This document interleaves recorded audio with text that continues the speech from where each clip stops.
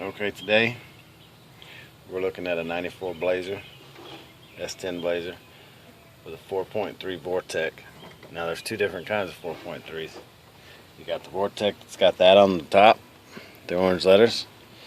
And then you got the Vortec that has the, well, I don't know if it's actually a Vortec, but you have the 4.3 that's throttle body. It's a little different setup. This is the intake underneath of that. And you see the hole in the center came from this valve here.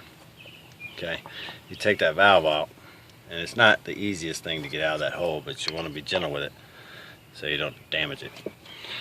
But then you look down in here, and I'm sure you can see that there's moisture underneath those brownish tubes.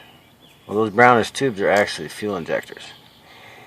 I'm going to set this phone right here, and you can see my smoke. I smoked the intake to see if I can find any leaks.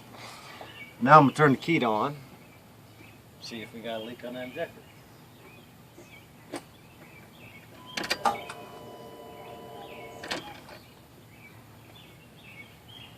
Alright, and that should tell us if we have a leak on that injector. I gotta watch the video, folks.